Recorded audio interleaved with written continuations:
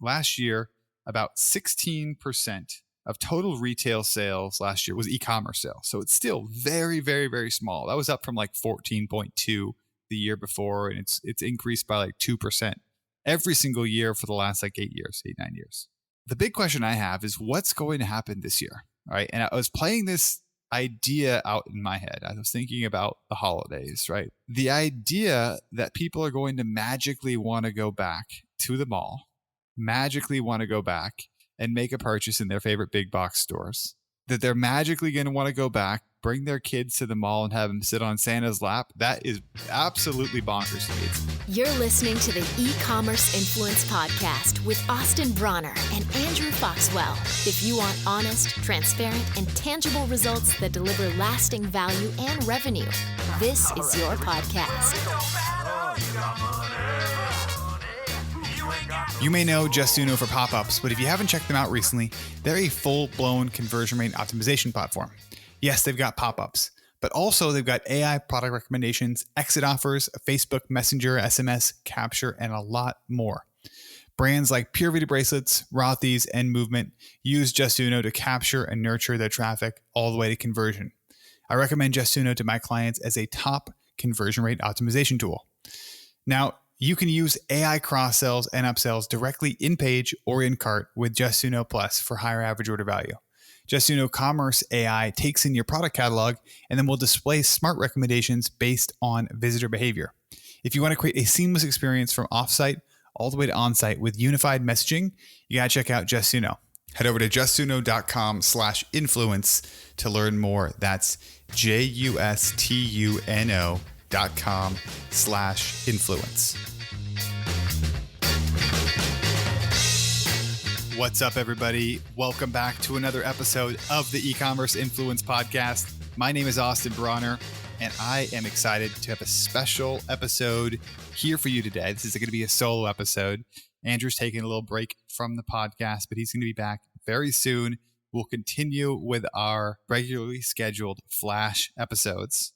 But today, my special episode for you comes from a conversation that I've had with one of my clients recently. We were having a discussion and he said, I'm preparing for a massive Q4, an absolutely gigantic Q4.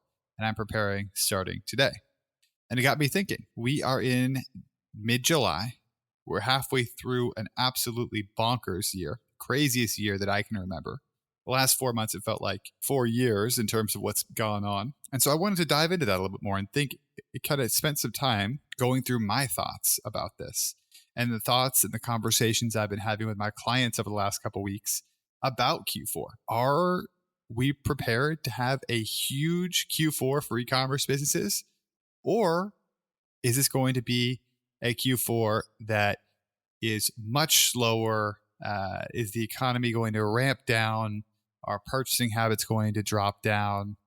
And are we look at this at the end of the year and be like, oh man, this is the worst Q4 in a while? So I'm going to go through the case for and against a massive Q4. And I'm also going to share with you my personal opinion, how I'm preparing for the rest of the year. So let's dive into it. So this conversation that I was having, he says, I think we're going to have a huge Q4. It got me thinking about where we're at right now. Got me thinking about why we might have the biggest Q4 we've ever had.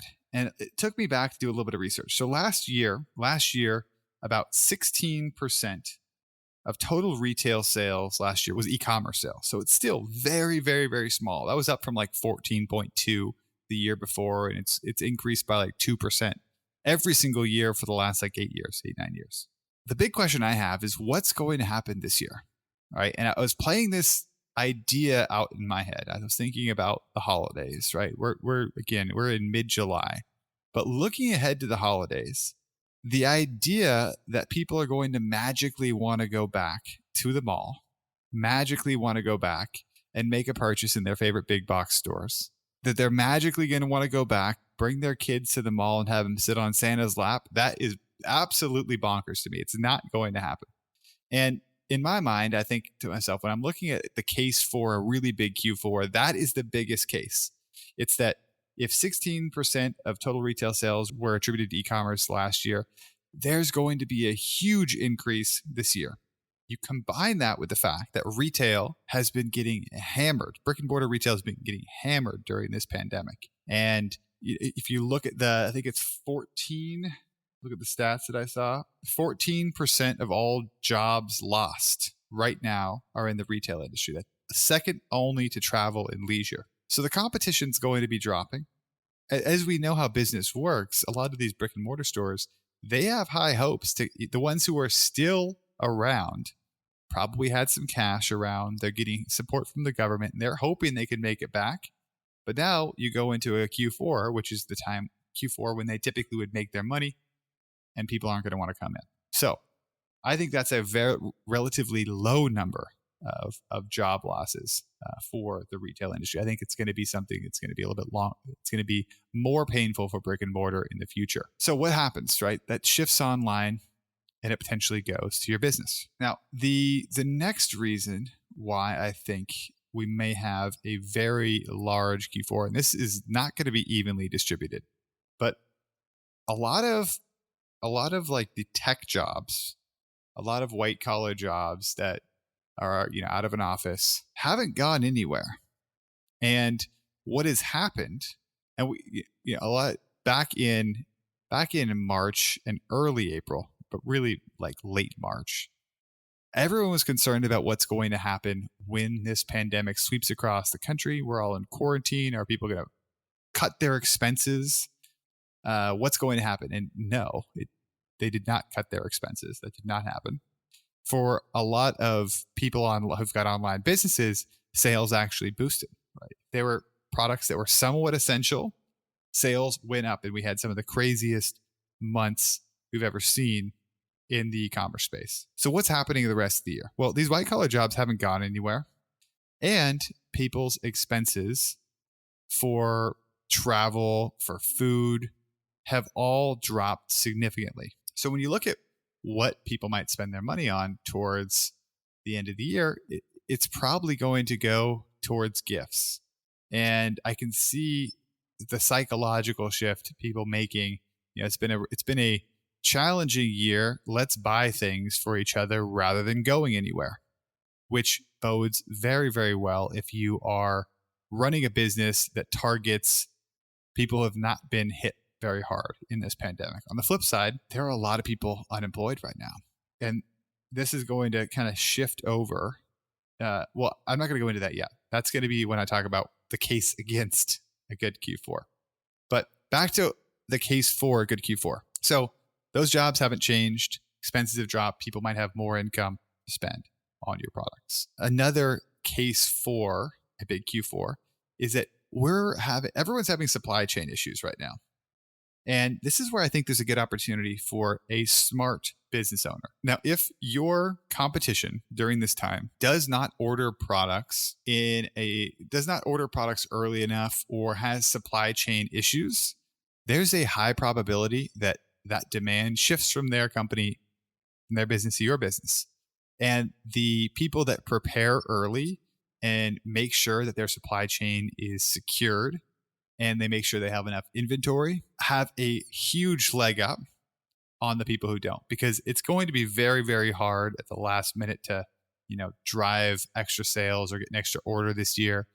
It's going to require earlier ordering, and that's a potential advantage. So if you do a good job with that, you might have a larger Q4 than you would expect based on the fact that your competitors might have not done a good job ordering inventory. Now, though, that's my case. That's my bull case for a good Q4. And I think there's some really good points there. Now let's go into why this could be a really, really rough Q4. So COVID is here to stay, at least in the US, right? We've got in July, 11% unemployment rate. I was reading that 42% of the recent job loss related to COVID is going to result in permanent job loss. Those jobs are not coming back. We've had massive job loss during this time. July 31st, the $600 federal unemployment benefit expires. And we don't know what's going to happen with that. We don't know if there's going to be an extension of that at this point. We don't know if it's going to be reduced and extended. At this point, it's a wild card. But it's $100 billion is being pumped into the economy right now every single month. And if that stops, we're going to start seeing the consequences of this pandemic. So that's kind of the state of where we're at, right? The hardest hit, they're going to be the working class. Those are the people that have been hit the hardest so far. And if that's your audience, if you have a product for people who are typically in food service, the younger people in our society, it could be challenging for you because they're going to run into some real consequences from this. That's one case against it. That's not the biggest case against it in my mind, though. The biggest case against it in my mind is that we have an election coming up. And when you think back to what it was like in early June, when the protests had popped up all across the world, and you're sitting there as a business owner or a marketer, and you're trying to navigate that. And we're going into this time, just remember what that was like, how challenging it was to think about, people were shutting down their advertisements. People were cutting back on things because bigger shifts were happening in our economy and our society. And a lot of the trivial stuff that we typically think about wasn't appropriate. Now let's look about what's going to happen between now and November. There's any number of things that could happen that could bring that back. And I look at it and I say, we get to November.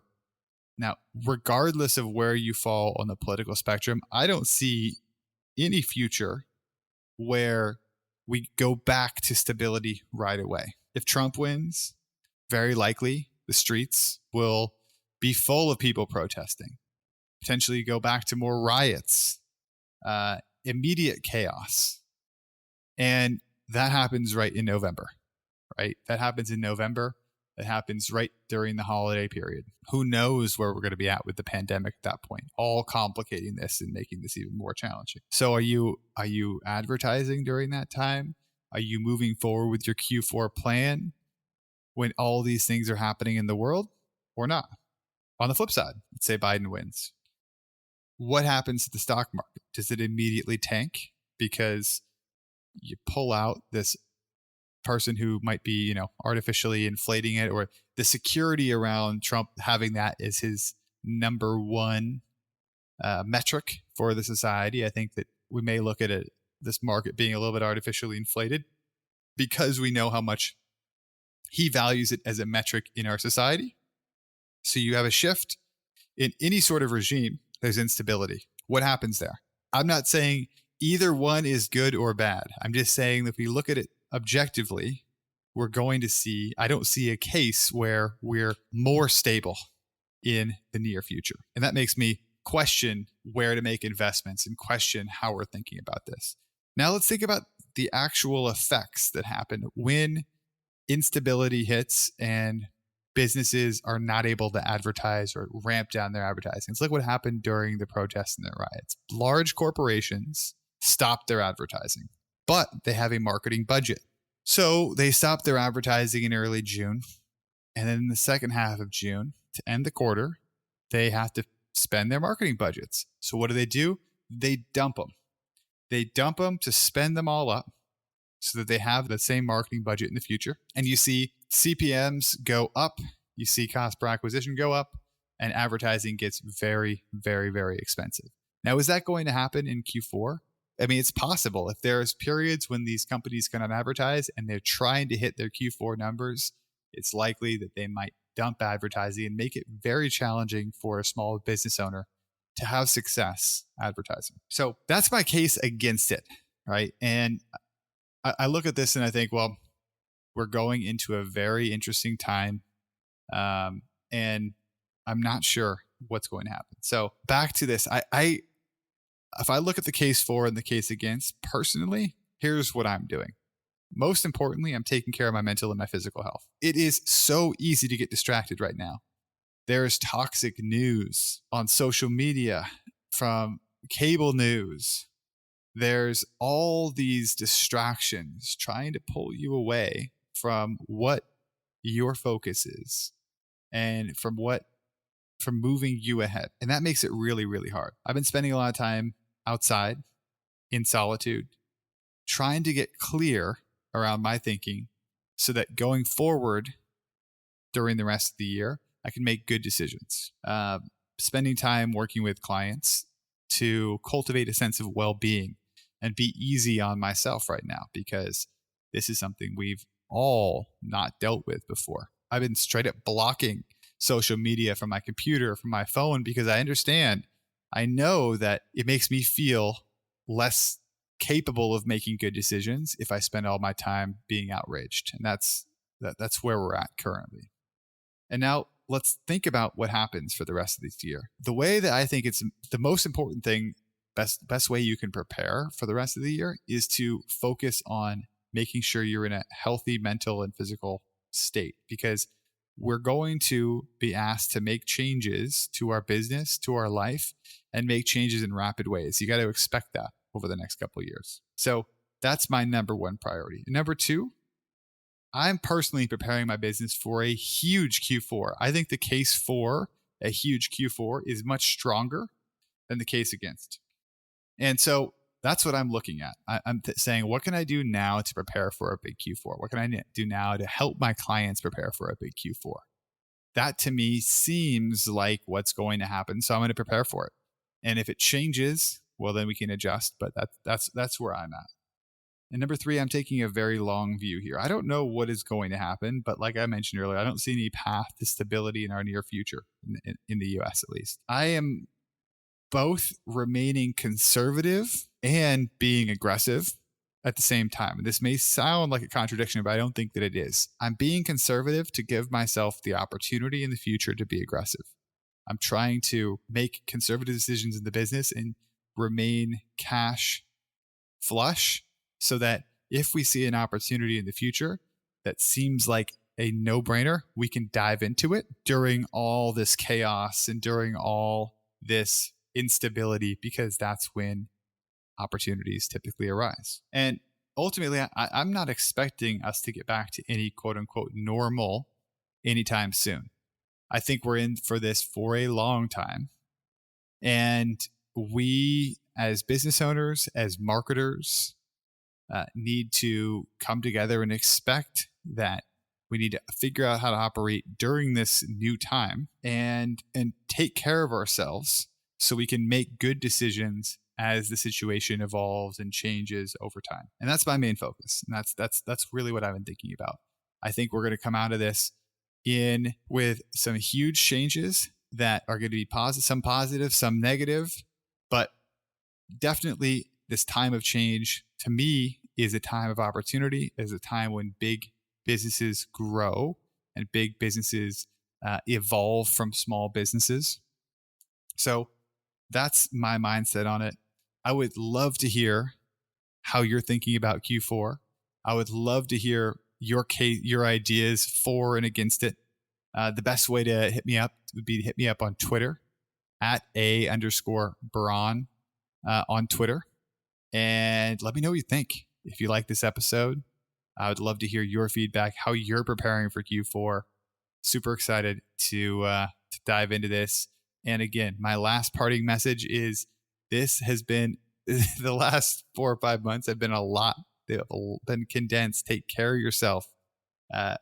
Go out. Make sure you go for a walk. Take a weekend off.